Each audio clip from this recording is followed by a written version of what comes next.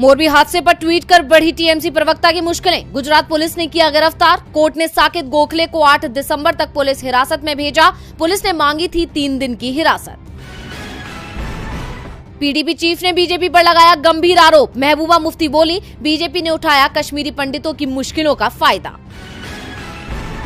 FIFA cup के अंतिम 8 में पहुंचा ब्राजील। राउंड 16 के मुकाबले में दक्षिण कोरिया को दी 4-1 से मात। पहले ही हाफ में ब्राजील ने कर दिए थे 4 गोल।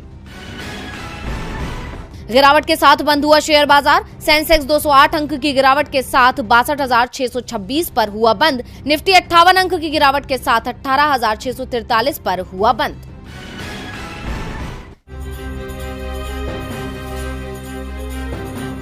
कल से संसद के शीतकालीन सत्र का आगाज हो रहा है। शीतकालीन सत्र से पहले केंद्र सरकार ने आज सर्वदलीय बैठक बुलाई। इस बैठक में रक्षा मंत्री और बीजेपी सांसद राजनाथ सिंह, संसदीय कार्य मंत्री प्रहलाद जोशी, टीएमसी सांसद डेरेक ओब्रायन समेत कई वरिष्ठ नेता मौजूद रहे। सरकार का प्रतिनिधित्व केंद्रीय मंत्री और लोकसभा में बीजेपी के उपनेता राजनाथ सिंह और राज्यसभा में सदन के नेता पीयूष गोयल ने किया। बैठक के दौरान कांग्रेस अध्यक्ष और राज्यसभा में विपक्ष के नेता मल्लिकार्जुन खड़गे ने चुनाव आयुक्त की नियुक्ति सिर्फ एक दिन में करने, ईडब्ल्यूएस कोटा और बेरोजगारी पर चर्चा की मांग की।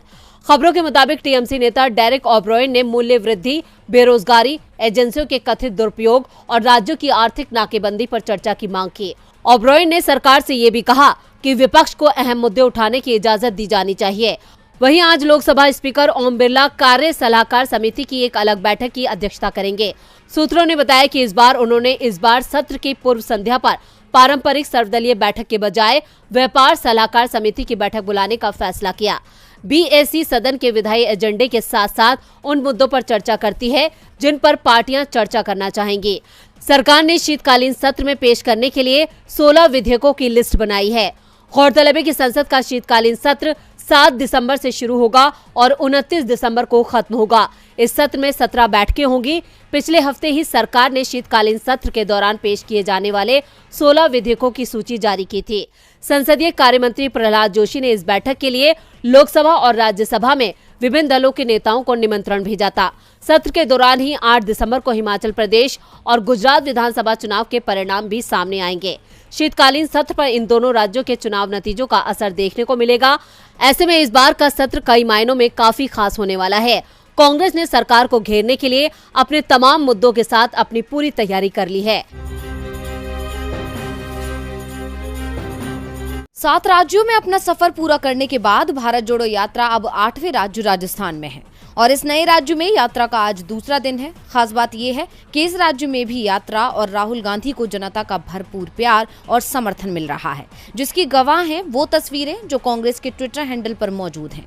वहीं हर दिन की तरह आज भी यात्रा सुबह 6 बजे शुरू हुई, जिसमें भारी संख्या में लोग शामिल हुए। यात्रा में शामिल हुए पदयात्रियों का उत्साह अपने चरम पर था। बता दें कि यात्रा आज सुबह झालावाड़ के खेल संकुल से शुरू हुई और हीरिया खेड़ी तक का सफर तय करेगी। आगे की तरफ बढ़ रही इस यात्रा की आज की तस्वीरों ने भी लोगों का दिल जीत लिया। कांग्रेस ने अपने ट्विटर हैंडल पर एक वीडियो साझा की है, जिसमें राहुल गांधी बच्चों को कुछ खाने के लिए देते नजर आ रहे हैं। इस वीडियो को साझा करते हुए कांग्रेस ने लिखा, पहले पेट पूजा बाकी काम दूजा, क्योंकि जोरों की भूख लगी है। ये वीडियो राहुल गांधी और आम जनता के बीच बनते रिश्ते का जीता जागता उदाहरण है। इसके अलावा यात्रा के दौरान का एक और वीडियो सोशल मीडिया पर छाया हुआ है। दरअसल इस वीडियो में राहुल गांधी बीजेपी कार्यालय के सामने से गुजर रहे हैं और उस दौरान वो कार्यालय पर खड़े लोगों का हाथ हिलाते हुए अभिवादन कर रहे हैं। इस वीडियो के साथ कांग्रेस ने लिखा, ये मीराबाई का राजस्थान है, कण कण में प्रेम बसा है और राहुल गांधी जी तो हैं ही प्रेम और अहिंसा के उगते सूरज। भारत जोड़ो यात्रा प्रेम सद्भाव की विरासत लौटा रही है। बता दें कि भारत जोड़ो यात्रा अब तक 2300 किलोमीटर से ज्यादा का सफर पूरा कर चुकी है और इन दिनों राजस्थान में है। पश्चिम बंगाल में पंचायत चुनावों से पहले कांग्रेस विपक्षी एकता की कोशिश में जुट गई है और इस एकता का जरिया भारत जोड़ो यात्रा बनती दिख रही है। कन्याकुमारी से जब कांग्रेस की भारत जोड़ो यात्रा केरल पहुंची तो वाम दल इससे दूर ही रहे, लेकिन पश्चिम बंगाल के वाम गठबंधन का विचार बदला हुआ दिख रहा है। दरअसल कांग्रेस अब राज्य में भारत जोड़ो यात्रा निकाल रही है और पश्चिम बंगाल में भारत जोड़ो यात्रा का पैदल मार्च 28 दिसंबर को दक्षिण में गंगा सागर द्वीप से शुरू होगा। 800 किलोमीटर की ये यात्रा 55 दिनों के सफर के बाद उत्तर में दार्जिलिंग की पहाड़ियों में कर्सियांग में समाप्त होगी। भारत जोड़ो यात्रा के मीडिया प्रभारी आनंद माधव ने कहा, अपने सहयोगी दलों को यात्रा में शामिल होने का न्योता भेजा जाएगा। सीपीआई, सीपीएम और दूसरी पार्टियों को हम यात्रा में शामिल होने का न्योता भेजेंगे। उन्होंने कहा कि यात्रा केंद्र और राज्य दोनों सरकारों की नीतियों के खिलाफ है। पश्चिम बंगाल में भी कानून व्यवस्था की स्थिति खराब है, भ्रष्टाचार हर जगह है, महंगाई से तो पूरा देश ही परेशान है। कांग्रेस की ओर से दूसरे दलों को निमंत्रण भेजने का सिर्फ संकेत ही दिया गया है, लेकिन इन संकेतों के बीच ही बंगाल में सीपीएम ने भी साफ कर दिया है कि उनका समर्थन इस यात्रा को रहेगा। अगर कांग्रेस का न्योता आएगा तो वाम दल जरूर यात्रा में शामिल होंगे। सीपीएम की ओर से कहा गया है कि हम पंचायत चुनाव में कांग्रेस से गठजोड़ के खिलाफ नहीं हैं। वाम दलों के लिए टीएमसी और बीजेपी से लड़ने के लिए कांग्रेस से गठबंधन करना जरूरी है, इसलिए चुनाव से पहले यात्रा में भाग लेना एक अच्छा अभ्यास होगा। इससे दोनों दलों का काडर भी करीब आएगा। दरअसल बंगाल में वाम दल और कांग्रेस 2016 और 2021 में विधानसभा चुनाव साथ साथ लड़ चुके हैं और पंचायत चुनाव में पहली बार गठबंधन करने की तैयारी में हैं और इस गठबंधन पर मोहर बंगाल में कांग्रेस की प्रदेश इकाई की भारत जोड़ो यात्रा में लग जाएगी।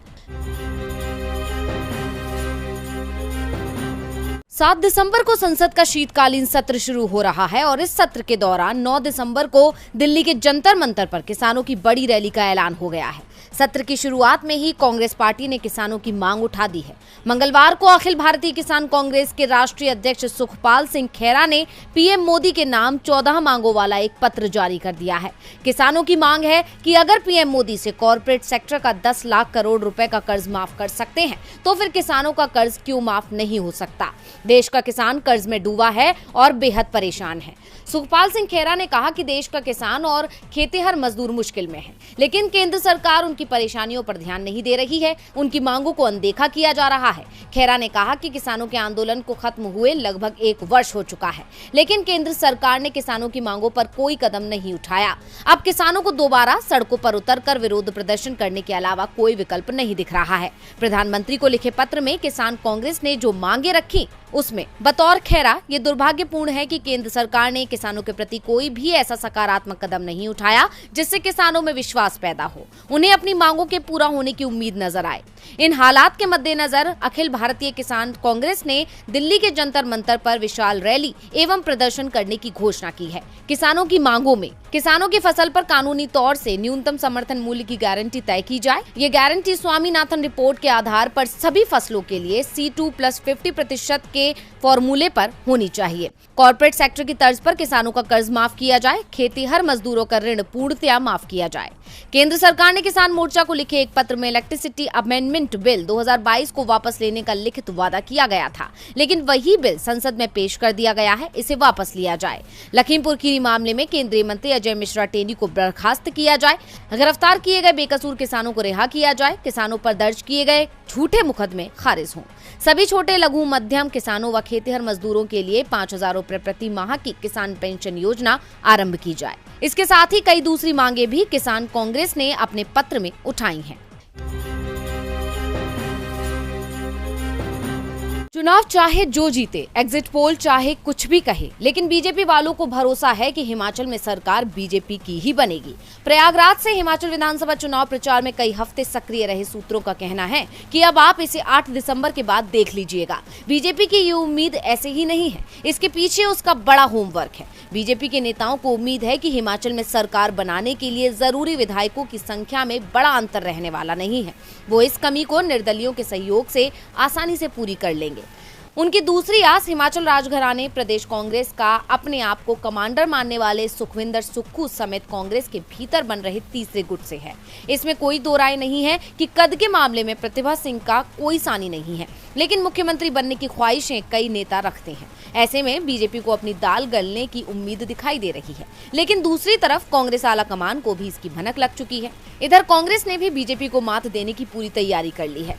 कांग्रेस अपने विधायकों को एकजुट रहने की नसीहत दे रही है और कह रही है कि आने वाला वक्त कांग्रेस का है, इसलिए बीजेपी के लालच के जाल में ना फंसे, इसी में सबकी भलाई है। राज्य में जब तक सरकार नहीं बन जाती तब तक कांग्रेस भी काफी सक्रिय नजर आ रही है। इधर एग्जिट पोल के नतीजों के बाद कांग्रेस और सतर्क हो गई है, लेकिन बीजेपी सत्ता के लिए हर हथकंडा अपनाती रही है।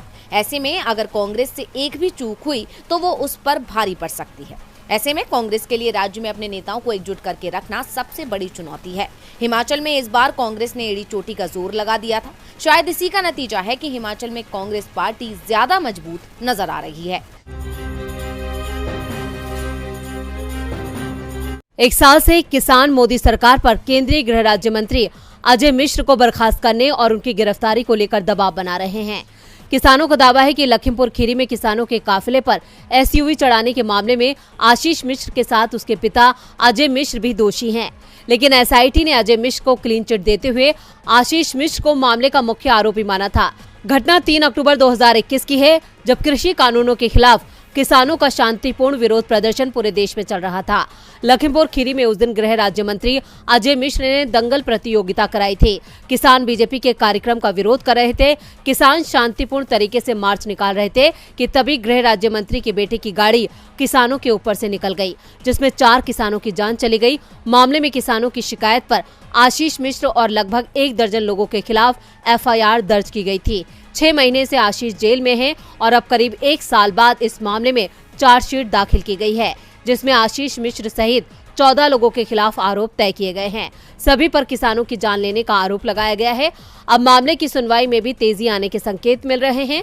16 दिसंबर को लखीमपुर खीरी की जिला अदालत में इस मामले में ट्रायल शुरू हो जाएगा। साफ है कि अगर अदालत ने आशीष मिश्र को दोषी ठहराया तो उन्हें लंबे समय तक जेल में रहना पड़ सकता है।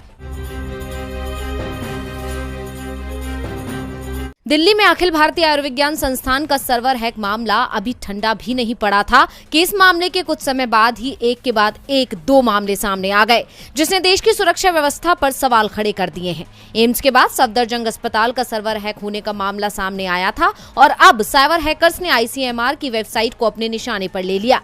30 नवंबर को साइबर हैकर्स ने 24 घंटे की अवधि में आईसीएमआर यानी भारतीय चिकित्सा अनुसंधान परिषद की वेबसाइट पर 6000 से ज्यादा बार हमला करने की कोशिश की। बताया जा रहा है कि ये हमले हांगकांग स्थित ब्लैक लिस्टेड आईपी एड्रेस 103.152.220.133 से किए गए थे।